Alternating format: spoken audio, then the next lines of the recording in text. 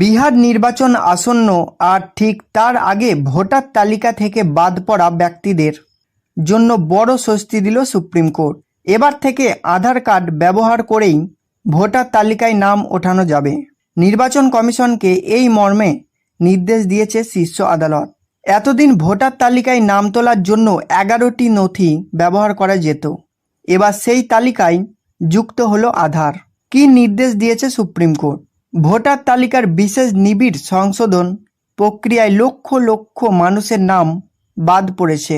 এর বিরুদ্ধে দায়ের হওয়া মামলার শুনানিতে আদালত জানায়, ভোটার তালিকায় নাম পুনরায় অন্তর্ভুক্ত করার জন্য বাদ পড়া ব্যক্তিরা এখন আধার কার্ড ব্যবহার করতে পারবেন। তবে আধার ছাড়াও তালিকাভুক্ত অন্য 11টি নথিও ব্যবহার করার সুযোগ থাকছে।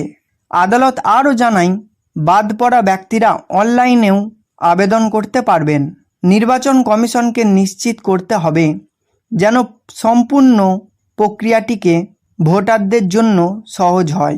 রাজনীতি দলগুলোকে তীব্র ভৎসনা।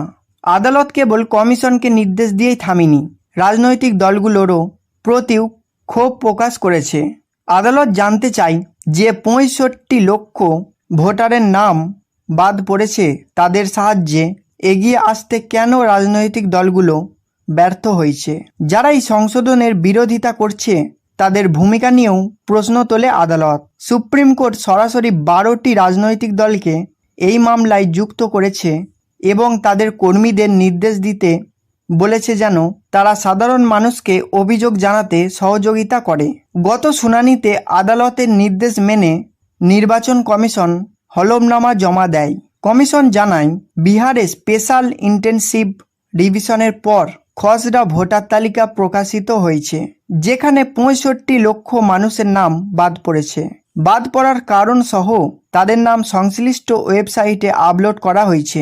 সুপ্রিম কোর্টের এই নির্দেশ আসন্ন বিহার নির্বাচনের আগে রাজনৈতিক দলগুলোর ওপর চাপ বাড়াবে, কারণ আদালত এখন মনে করে প্রতিটি প্রকৃত ভোটার যেন তার গণতান্ত্রিক অধিকার প্রয়োগ করতে পারে।